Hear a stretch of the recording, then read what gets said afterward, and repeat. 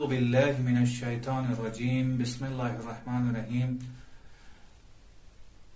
أما بعد فقد قال الله سبحانه تبارك وتعالى بسم الله الرحمن الرحيم يا أيها الذين آمنوا اتقوا الله وكونوا مع الصادقين۔ پروردگار عالم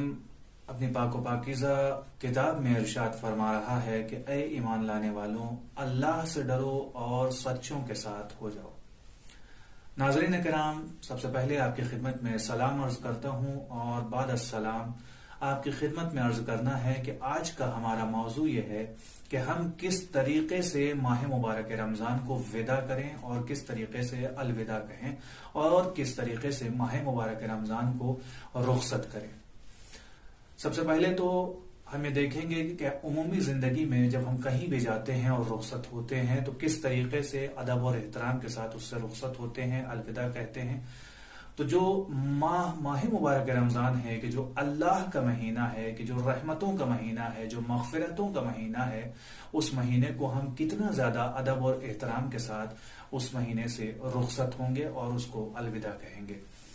دوسرے یہ کہ ہمارے ائمہ معصومین علیہم الصلوۃ والسلام کا کیا شیوا رہا ہے اور کیا کارکردگی رہی ہے، کس طریقے سے وہ ماہ مبارک رمضان کا استقبال کرتے تھے اور کس طریقے سے وہ ماہ مبارک رمضان کو وداع کرتے تھے اور الوداع کہتے تھے اور اس کو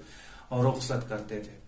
ایسا نہیں ہے کہ جو بعض لوگ یہ کہتے ہوئے نظر آتے ہیں کہ نہیں ہم وداع نہیں کریں گے کیونکہ یہ ماہ مبارک رمضان ہے اور اس میں ہم دوبارہ اگلے سال پھر ہم اس مہینے کو، اس مبارک مہینے کو درک کرنا چاہتے ہیں۔ جی بالکل، آپ کی بات صحیح ہے کہ آپ بالکل اگلے سال اس مبارک مہینے کو درک کریں، لیکن یہ کہنا صحیح نہیں ہے کہ ہم وداع نہیں کریں گے، بلکہ آرزو کرنی چاہیے، ہمیں یہ جو ہے تمنا رکھنی چاہیے کہ ہاں پروردگار عالم سے یہ دعا کرنی چاہیے کہ پروردگارہ تو ایسے ذرائع فراہم کر دے کہ جس کے ذریعے سے ہم اگلے سال پھر اس مبارک مہینے کو درک کر سکیں اور اس مبارک مہینے سے استفادہ کر سکیں اور اپنی زندگی کو عبادتوں میں گزار سکیں اور اس کی برکتوں اور رحمتوں کو اپنے زندگی میں شامل حال کر سکیں۔ کیونکہ ہم مختلف زیارتوں میں کہ جو ائمہ معصومین علیہم الصلوۃ والسلام کی زیارات ہیں اس میں ہم یہی جملہ کہتے ہوئے نظر آتے ہیں کہ لا تجعلہ آخر العہد من زیارتی، پروردگارہ اے میرے رب، اے میرے پالنے والے، میری اس زیارت کو میری آخری زیارت قرار نہ دینا۔ پروردگار عالم سے یہ دعا کرتے ہیں۔ ایسا نہیں ہے کہ ہم وداع نہیں ہوتے، وداع ہوتے ہیں، وداع ہوتے وقت ہم ان سے یہ دعا کرتے ہیں کہ میری زیارت کو آخری زیارت قرار نہ دینا اور میرے لیے وہ ذرائع فراہم کرنا کہ میں انشاءاللہ پھر جلد از جلد معصوم کی زیارت کے لیے حاضر ہو سکوں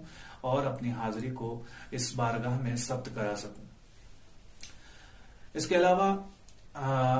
رسول خدا صلی اللہ علیہ وسلم کس طریقے سے ماہ مبارک رمضان کا استقبال کرتے تھے اور کس طریقے سے ماہ مبارک رمضان کو وداع کہتے تھے اور الوداع کہتے تھے اور اس کو رخصت کرتے تھے۔ جناب جابر سے روایت ہے کہ رسول خدا صلی اللہ علیہ وآلہ وسلم فرماتے ہیں یا جابر ھذا آخر جمعۃ من شہر رمضان فودعہ قل اللہم لا تجعلہ آخر العہد من صیامنا ایاہ فإن جعلتہ فاجعلنی مرحوما ولا تجعلنی محروما۔ رسول خدا صلی اللہ علیہ وسلم کیا ارشاد فرما رہے ہیں کہ اے جابر، یہ جمعہ آخری جمعہ ہے، پروردگار عالم کی بارگاہ میں رمضان المبارک سے خدا حافظی کرو اور اس کو الوداع کہو اور اپنے رب سے یہ دعا کرو کہ اے پالنے والے، ہماری اس روزے داری کو جو ہم نے اس ماہ مبارک رمضان میں روزے داری کی ہے، اس روزے داری کو آخری روزے داری قرار نہ دینا، اور اگر اس روزے داری کو آخری روزے داری قرار بھی دینا تو پالنے والے اس سے پہلے ہمیں بخش دینا اور ہماری مغفرت فرما دینا۔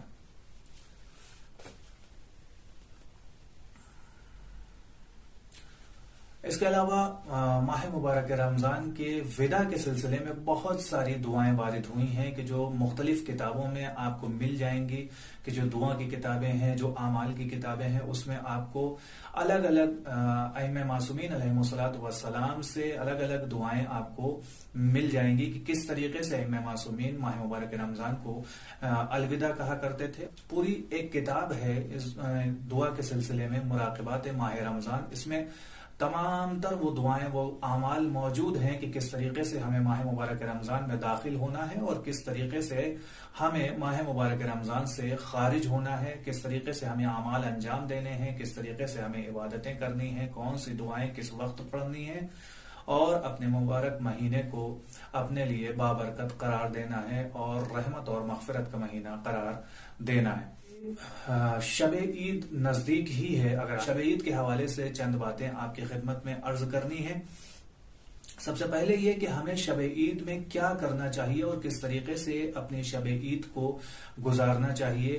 تو اس شب میں کیا کیا معصومین علیہم الصلوۃ والسلام نے تاکید فرمائی ہے، کن چیزوں کو، کن اعمال کو انجام دینے کی تاکید فرمائی ہے۔ اس میں سب سے پہلے جس چیز کی تاکید فرمائی ہے وہ احیا کی تاکید فرمائی۔ احیا یعنی کیا؟ یعنی ہمیں اس شب میں شب بیداری کرنی ہے، پوری رات بیدار رہنا ہے، اور صرف بیدار ہی نہیں رہنا ہے بلکہ اس بابرکت شب میں ہمیں اپنی پوری شب کو عبادتوں میں گزارنا ہے۔ رسول خدا صلی اللہ علیہ وسلم سے اس سلسلے میں، یعنی شب بیداری کے سلسلے میں، شب عید کی شب بیداری کے سلسلے میں جو ایک حدیث وارد ہوئی ہے، ایک روایت وارد ہوئی ہے، وہ روایت وارد ہوئی ہے کہ من احیا لیلۃ العید لم یمت قلبہ یوم تموت القلوب، کہ جو انسان آج کی شب میں یعنی شب عید بیدار رہتا ہے اور اپنی رات کو عبادتوں میں گزارتا ہے، وہ اس کے مانند ہے کہ جس دن تمام لوگوں کے قلوب جو ہیں وہ مردہ ہو جائیں گے، لیکن اس شخص کا قلب جو ہے، اس شخص کا دل جو ہے وہ مردہ نہیں ہوگا، کہ جو اس شب میں بیدار رہا ہے اور اپنی پوری رات کو عبادتوں میں گزارا ہے۔ دوسری کون سی تاکید فرمائی ہے؟ دوسری تاکید معصومین علیہم الصلوۃ والسلام نے فرمائی ہے اور ہمیں اس چیز کی طرف متوجہ کیا ہے کہ آج کی شب میں اس عمل کو انجام دینے کا بہت زیادہ ثواب ہے۔ 3 سورے بیان فرمائے ہیں کہ جن کی تلاوت کا بہت زیادہ ثواب ہے آج کی شب میں۔ وہ 3 سورے کون کون سے ہیں؟ سب سے پہلا سورہ انعام ہے، سورہ کہف ہے اور سورہ یاسین ہے۔ اور اس کے بعد جب یہ 3 سوروں کی انسان تلاوت فرما لے تو اس کو 100 مرتبہ دہرائے اور اس کی تکرار فرمائے 100 مرتبہ۔ کون سا جملہ؟ استغفر اللہ و اتوب الیہ۔ تیسری کون سی نصیحت فرمائی ہے اور تاکید فرمائی ہے اس عمل کو انجام دینے کے لیے اپنے چاہنے والوں سے؟ کون سی؟ نماز پڑھنا، یعنی اس شب میں نماز پڑھنے کی بہت زیادہ جو ہے وہ فضیلت ہے، اور طریقے سے جو ہے وہ نماز کا طریقہ بیان کیا گیا ہے۔ رسول خدا اور امام علیہ الصلوۃ والسلام سے مشترک ایک نماز کا طریقہ ہے، وہ یہ ہے کہ 2 رکعت انسان کو نماز پڑھنی ہے۔ پہلی رکعت میں سورہ حمد کے بعد 1000 مرتبہ سورہ توحید کی تلاوت فرمانی ہے، اور دوسری رکعت میں سورہ حمد کے بعد 1 مرتبہ سورہ توحید کی تلاوت فرمانی ہے۔ لیکن یہ شاید ہمارے اور آپ کے لیے سخت ہو جائے گا، لہٰذا ایک دوسری جو نماز رسول خدا صلی اللہ علیہ وسلم سے وارد ہوئی ہے وہ یہ ہے کہ انسان 6 رکعت نماز پڑھے، اور ان 6 رکعتوں میں 2 رکعت کر کے نماز پڑھنی ہے، اور ہر رکعت میں سورہ حمد کے بعد 5 مرتبہ سورہ توحید کی تلاوت فرمانی ہے۔ سلسلے میں جو ہے رسول خدا صلی اللہ علیہ وسلم سے ایک روایت بھی وارد ہوئی ہے۔ کون سی روایت ہے؟ کہ ما من عبد یصلی لیلۃ العید 6 رکعات الا شفع فی اہل بیتہ، کہ میرے بندوں میں سے وہ بندہ نہیں ہے کہ جو اس شب میں 6 رکعت نماز کو ادا نہ کرے، اور اگر کوئی انسان اس شب میں ان 6 رکعت نماز کو ادا کر رہا ہے، کوئی انسان ان 6 رکعت نماز کو ادا کر رہا ہے شب عید، تو اس کی شفاعت اہل بیت کے ذریعے سے ممکن ہے، اور اس کی شفاعت اہل بیت کے ذریعے سے ہوگی انشاءاللہ تعالی۔ چوتھی کون سی تاکید فرما رہے ہیں ہمارے معصومین علیہ الصلوۃ والسلام کی شب عید میں ہمیں کس عمل کو انجام دینا چاہیے؟ وہ ہے زیارت امام حسین علیہ الصلوۃ والسلام کی، جو 3 شبوں میں بہت زیادہ فضیلت کے حامل ہے۔ ایک شب عید سعید فطر، دوسرے شب عید قربان، اور تیسرے شب نیمہ شعبان۔ ان 3 شبوں میں اگر کوئی انسان زیارت امام حسین علیہ الصلوۃ والسلام کی تلاوت فرما رہا ہے تو روایت میں وارد ہوا ہے کہ اگر ان 3 شبوں میں کوئی زیارت امام الصلوۃ والسلام کی تلاوت فرما رہا ہے تو غفر له ما تقدم من ذنبه وما تاخر، تو اس کے اگلے اور پچھلے تمام گناہوں کو بخش دیا جائے گا۔ سلسلے میں بیان ہوئے ہیں، لہٰذا ہم سب کا یہ فریضہ ہے کہ اگر ہم واقعی اپنی اس شب کو بابرکت شب بنانا چاہتے ہیں اور اس ماہ مبارک رمضان کی یہ آخری شب کو ہم واقعی طور پر اپنے لیے مغفرت کی شب بنانا چاہتے ہیں اور رحمت کی شب بنانا چاہتے ہیں اور صحیح طریقے سے ماہ مبارک رمضان سے ہم رخصت ہونا چاہتے ہیں، تو اس شب میں یہ تمام تر اعمال بطور احسن انجام دیں تاکہ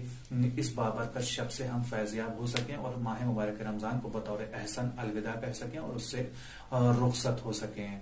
بس عزیزوں، یہیں پر اپنی گفتگو کو تمام کروں گا اور آپ سے اجازت چاہوں گا۔ میں ایک گزارش ضرور کروں گا کہ چینل کو سبسکرائب ضرور کیجیے گا تاکہ میں اسی طریقے سے الگ الگ موضوع پر آپ کی خدمت میں ویڈیو لے کر حاضر ہوتا رہوں۔ والسلام علیکم۔